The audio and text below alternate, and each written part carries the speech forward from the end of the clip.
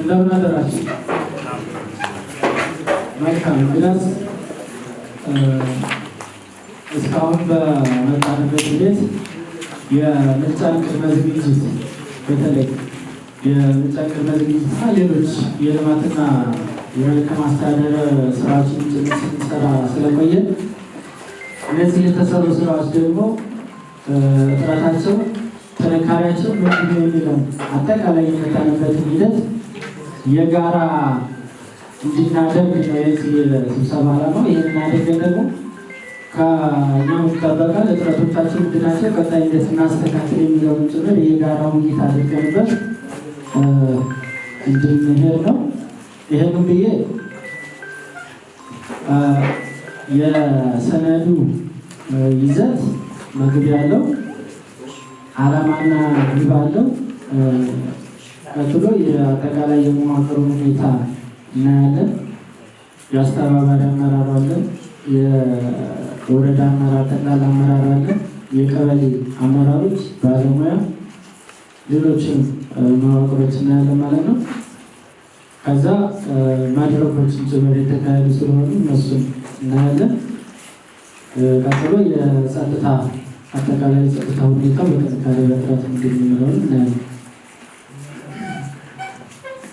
ቀጥሎ የተፎካካሪ ፓርቲዎችና የምርጫ አስፈጻሚዎችን ጭምር አጠቃላይ ያለበት ሁኔታ እናያለን። ሌላውና ዋነኛው እጅግ በጣም ስራ የሚጠይቀን ከዚህ ውይይት በኋላ ማለት ነው የምርጫ ስራችን ነው። የእስካሁን ሂደታችን ምንድን ነበረ፣ ቀጣይ ላይ ምን እናድርግ የሚለውን ምስል እናያለን። ሌላው የአደረጃጀት ስራዎች ነው። እጅግ በጣም ፌዴሬት እየገጠመናል። ይሄ እዚህ ላይ ያለ ስራ ነው እና እሱን ሰፋ አድርገናል። በምርጫ ውስጥ ሊካተት ይችላል፣ ግን ደግሞ መጠቃለል ማየት ስላለብን። ሌላው የኢኒሼቲቭ ስራዎች፣ የልማትና መልካም አስተዳደር ስራዎች እና የቀጣይ አቅጣጫዎች ነገር አድርገን የምንለይበት ሁኔታ ይፈጠራል ማለት ነው። እንደሚታወቀው እንግዲህ በአሁኑ ሰዓት በተለይ በወረዳችን አሳሳቢ የጸጥታ ሁኔታና የምርጫ ወቅት መሆኑ ይታወቃል። ከዚህ ጋር ተያይዞ ብዙ የመልካም አስተዳደር ችግሮችና የልማት ስራዎች ያልተሰሩበትና ያልተፈቱበት ጅምር ላይ ያሉበት ሁኔታ ተፈጥሯል። በመሆኑ የወረዳችን አመራሮችና የህብረተሰብ ክፍሎች እንዲሁም የሚመለከታቸው ባለድርሻ አካላት የየበኩላቸውን አስተዋጽኦ ማበርከት መብትን ብቻ ሳይሆን የዜግነት ግዴታም ጭምር መሆኑን በመረዳት ወረዳችን ካለችበት ፈተናና ስቃይ ተባብረን በማውጣትና ሀገረ መንግስትን ለመገንባት ዋነኛው መሳሪያ ምርጫ መሆኑን ተገንዝበን የህብረተሰባችንን የጋራ ሁለንተናዊነት ማረጋገጥና ፍላጎታቸውን ማሟላት የዚህ አካላት ቀዳሚ ተግባር መሆኑን በመገንዘብ በአሁኑ ሰዓት መከናወን ያለባቸውን ተግባራት በመለየትና ቼክሊስት በማዘጋጀት በየቀበሌው የአመራር ምደባ መስጠቱ ይታወቃል። በዚህ መሰረት የስምሪት አግባባችን ልዩ ልዩ መድረኮች፣ የምርጫ ምዝገባ ስራ፣ የሎጂስቲክስ ስብሰባ፣ የጤና፣ የትምህርት፣ የትምህርት ስራ፣ ገቢ መሰብሰብና የልማትና መልካም አስተዳደር ስራዎችና ጸጥታን አስመልክቶ አንጻራዊ በሆነ መልኩ ስራ ሲሰራ ቆይቶ ዛሬ ከምርጫ ባሻገር ሰፊውን ሰዓት ለምርጫ ስራችን ትናንት የምዝገባ ሂደታችንን ባስቀመጠው መንገድና ነገ ደግሞ እስከ ግንቦት 24 የምርጫ ቀናችን የምንሰራውን ተግባር ትኩረት ሰጥተን ሰፋ አድርገን የምንነጋገረው እንዳለ ሆኖ ሌሎች የልማትና የመልካም አስተዳደር ስራዎችም የግምገማችን አካል ናቸው። ቁጥር አንድ መዋቅራችንን ሰራተኛችንን እንዴት እያያዝን ነው የሚለው ይታያል ማለት ነው። ተቋም ግንባታ ስለሆነ ይሄ ተግባር በወረዳ ደረጃ የጽህፈት ቤት ሰራተኛው ምን ላይ ነው ያለው?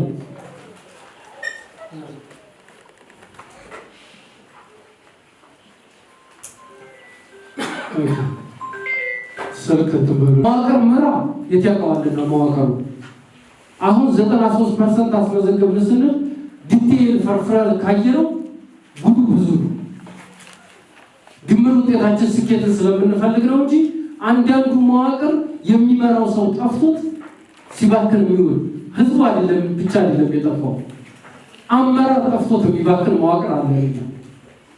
ይሄ በዚህ ሁኔታ አካባቢን የሚያሻግር አመራርነት እየሰጠን አይደለም ብለን መነጋገር ያስፈልጋል። ችግር ያለባቸው በዚህ መካከል ደግሞ እንዲወርቅ ጸርተው እየሄዱ ያሉ አደረጃጀታቸውን የበለጠ በተግባር እየፈተኑ ያሉ ቀበሌዎች አሉ። ስለዚህ ክትትል ያስፈልጋል። 01 ከተማ ተከታተሉ። የመጨረሻ ጊዜ አቅጣጫም የተግባር ስራ ገምግመን እየሰጠናችሁ ነው። ስልክ የምታበዙት እናንተ ናችሁ። ስብሰባ ላይ ከገባችሁ በኋላ የቀበሌ ሊቀመንበር፣ ፓርቲ ኃላፊ እና ስራ አስኪያጅ ዋናዎቹ የቀበሌ መሪዎች ናቸው። እናንተ ተጣጣላ እናንተ እንድታረጋግጡ የምንፈልገው ቀበሌ ላይ ያለ መዋቅር ያላቸው ሰራተኞች ተረጋግተው እያገለገሉ ነው ወይ? ችግር ያለባቸው ካሉ እነማን ናቸው? የማን ተቋም? ከተቋም ኃላፊ ጋር መነጋገር እንፈልጋለን። ለእኛ ሪፖርት የተሟላ ቀበሌ ላይ ተረጋግቶ እየሰራ ነው ይላል። አንዳንዱ ደግሞ ያው በኋላ ፈሰስ የት ብሎ እንደሚገባ የማይታወቃል። ስለዚህ ከመዋቅር አያያዛችን የቀበሌ ሊቀመንበሮች፣ ፓርቲ ኃላፊዎች፣ ስራ አስኪያጆች ማን ተረጋግቶ እየሰራ ነው ማን እየሰራ አይደለም የሚለውን እንድታረጋግጡ እንፈልጋለን። ቀበሌ ተረጋግቶ መስራት ማለት ህዝቡን ማገልገል ነው። ቢሮ መክፈት፣ አገልግሎት መስጠት፣ ስራውን እየገመገመ መብራት ነው። ከዛ ውጭ እንደማንኛውም ግለሰብ ቤቱን ከፍቶ ቤቱ ስለኖረ ስራ እየሰራ ነው ተረጋግቶ እያገለገለ ነው የሚል ሀሳብ እንዳይኖራቸው በዛ ጋር እንዲወሰድ ይፈልጋሉ። በሌላ መንገድ የልማት ስራዎቻችን እንዴት እየመራናቸው ነው ብሎ የልማት ስራዎቹን ቆጥሮ ከህዝቡ ጋር የጋራ አቋም ይዞ በመራራት በኩል ያላችሁበትን ሁኔታ ታሳዩናላችሁ። አንዱ እውነት ለመናገር ችግርን እንዴት የሚጠቀሙ ቀበሌዎች አሉ። 03 ቀበሌ መዋቅር አጠቃላይ የሚገርም ነው። ችግርን እድል አድርጎ የሚጠቀም የብልጽግና አመራር ደግሞ ችግርን ወደ እድል የሚቀይር ነው እንጂ በችግር ውስጥ ረጅም ጊዜ የሚቆጥር አይደለም። 03 06 ወረዳችን ላይ ትንሽ ምልክት አሳየ ነው። 06 የሚገርም ተግባር ውስጥ የገባ ቀበሌ ነው። አደረጃጀት 030 ያው የቀበሌ መዋቅሩ ትንሽ ሞከቀዝቀዝ የሚል ሁኔታ ቢኖርም የሚገርም የህዝብ ተጠቃሚነት ላይ ትኩረት አድርጎ እየሰራ ያለ ቀበሌ ነው። 030 ሌሎች ስራዎች የሚቀርባሉ። ሌሎች ስራዎች ባላ እንጠቁማለን። 031 እውነት ለመናገር መካከለኛ አመራር ነው የቀበሌው ላይ ድጋፍ እንዲሰጥ ያደረግነው። በእርግጥ መሐመድ ልምድ ያለው ነው። መዋቅሩን ኦን በማድረግ ደረጃ በመዋቅሩ ፍሰት እንዲሄድ በማድረግ ደረጃ መልካም ነው።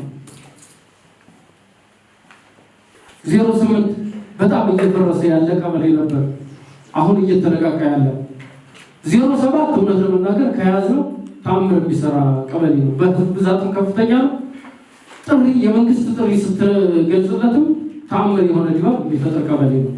የአያያዛችን ሁኔታ ትንሽ ችግር ስላለበት ነው እንጂ እውነት ለመናገር የሚገርም ነው። አሁንም ያለበት ቁመና መልካም እንደሆነ ማየት ያስፈልጋል። ያው ሁሉን ቀበሌ ለማሳያነት እንዲያልጠቀም አጠቃላይ ሲስተሞቻችን ግን ወቅታዊና መደበኛ ስራዎቻችንን በአደረጃጀት ተሰርተው ፍሬ እንዲያፈሩ አርጎ በመስራት በኩል እና ዘላቂ ሰላም ለመገንባት በሚያስችል የህዝባችንን ተጠቃሚነት ለማረጋገጥ በሚያስችል አግባብ አቅዶ በመስራት በኩል ክፍተቶች በሁላችንም ጋር አሉ የሚለውን ወስደን እንድናይ ነው እና የፈለኩት በአጠቃላይ ሀሳብ እንድታነሱ የምንፈልገው ቁጥር 1 የመራጭ ምዝገባ ስራችን እንዴት ፈጸም ነው በመልካም በችግር 2 ቀጣይ ግንቦት 24 የምርጫ ቀንን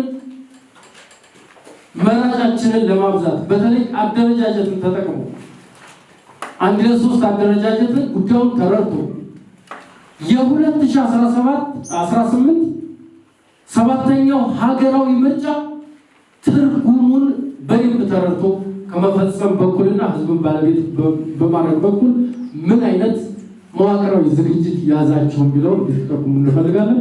ከልማት ስራዎች ማኳያ እንዳልኩት እነዚህን ፍሬ ማርጋችሁ ሀሳብ እንዲሰጡ የሚል መነሻ መስጠት ነው የምፈልገው። ወንድም ሲራጅ። እሺ ወንድም መሐመድ ውይይት የምናደርግባቸውን ሀሳቦች ሰጥቷል። ኮች አድርጌ የምሰጣችሁ ሀሳብ እንዲሰጡና ቀበሌዎችን ነው እንትን የምንለው። አሁን በዚህ ስምሪት ላይ ቀበሌ መዋቅራችንን ተወረዳን የሄደው ምድብተኛ አመራር 3 ትልልቅ ተግባሮችን ሰጥተናል። አንደኛ የቀበሌ ሰላም ከማጽናት አኳያ የሰጠናቸው 2 ትልልቅ ተግባራቶች አሉ።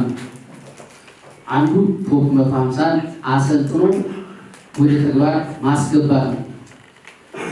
የኛ ግምገማ አስመርቆ እዛው የሚያስተኛ ዝም የሚል ስለሆነ ሁለተኛ ዙር ምሳሌ አሁን ለሚክላስተር አካባቢ ላይ አሰሳ እንዲያካሂዱ ጥበቃ እንዲያካሂዱ ተግባር ተሰጥቷል እና እሱ እንዴት እየተገመገመ ተመራ የሚለው ሀሳብ እንዲሰጡበት ማለት ነው። ያላስገባችሁ ወደ ስራ እንድታስገቡ ገምግመን መሄድ ስላለብን። ሁለተኛ ሰላም አስከባሪ ከማሟላት አኳያ ቀበሌዎች 10 ተሰጥቷል። ይህን ከመፈጸም አኳያ እንዴት መራ ነው የሚለው ቀጣይ ስራችን ስለሆነ እሱ አካባቢ ላይ ሀሳብ እንዲሰጡበት ይፈልጋል ማለት ነው። ሁለተኛ ከምርጫ አኳያ የምርጫ ቅድመ ዝግጅታችን ምን ይመስላል? ከምርጫ ምዝገባ ቁጥራይ የምዝገባ ስራ ነው። ምዝገባ ስራው ላይ ፈጥነው የጨረሱ ቀበሌዎች አሉ፣ እናመሰግናለን። ማገዶ ይፈጅዋሉ። ኢቭን ምርጫ ቦርድ ባያራዝም ኖሮ ጉድ የሰሩ ቀበሌዎች አሉ ለመናገር ማለት ነው። 50% ብሎ ጨርሻለሁ ስለነበሩ እና እሱ አካባቢ ላይ በጊዜ በሰዓት ፈጥኖ ከመጨረስ አኳያ ውጤታማ የሆኑ ቀበሌዎች አላችሁ። ስለዚህ እሱን ቀጣይ ምርጫውም ያው ከአንድ ቀሩት ስለማየው ይሄ ለመደበት ሰው ከነገ ወዲያ የሚመረጣል ችግር የለውም ትንሽ ተመጣም ብሎ ሊያስብ ስለሚችል በጊዜ በሰዓት ተተምኖ የሚሰራ ስራ ስለሆነ እሱ አካባቢ ላይ ሀሳብ የሚሰጡበት ነው። ምዝገባ አካባቢ ላይ በሌላ መልኩ በሲስተም አልተመራም ነው አንዱ ግምገማችን። በጨበጣ ጀምሮ በጨበጣ የመጨረስ አስተሳሰቦች አሉ የሚል ግምገማ በተለይ አረንጓዴ ቀበሌዎች አካባቢና እሱ አካባቢ ላይ አደረጃጀት በተለይ 1-3 1-5 አደረጃጀት ይሰጣል። 6 7 8 9 10 እንደ አካባቢ ሁኔታ አጋጭ አደራጅ ተብሎ ተልኮ ስለሰጠን እሱ እንዴት ተመራ የሚለው እነዚህ ሀሳቦች ይሰጡበት ይፈልጋል ማለት ነው። ሶስተኛ የልማት ስራን በተመለከተ የመልካም አስተዳደር ችግር እንዴት ነው እያስተባበርን ከምርጫ ጎን ለጎን ስራን እንዴት አካባቢ እየመራ ነው የሚለው በእነዚህ ላይ ሀሳብ እንዲሰጡ ነው። ቀበሌዎች ብትሰጡ በእኛ በኩል የምንፈልገው ጠንካራ ቀበሌ ተብሎ ከተለዩት እነ 08 በቃ አሁን ተነቃቅተው ወደ ስራ ያገባሉ። 01 ሰርቶ ማሳያ 028 02 እንዴት መራችሁት ነው በጣም የተሻለ ስራ ስለሰራችሁ እንዴት መራችሁት የሚለው ለሌላው ተሞክሮ ነው ማለት ነው።